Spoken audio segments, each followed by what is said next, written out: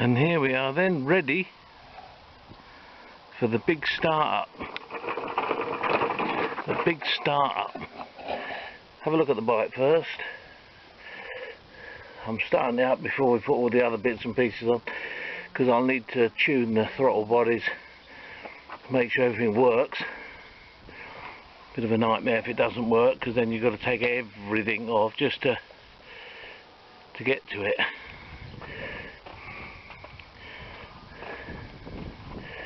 It's in really nice condition. Look at that exhaust. Superb. Haven't yet finished putting the wiring up to the switches.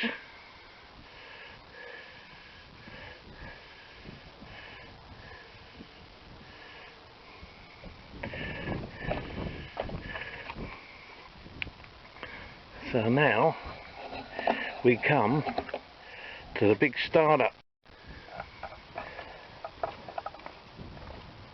The initial startup.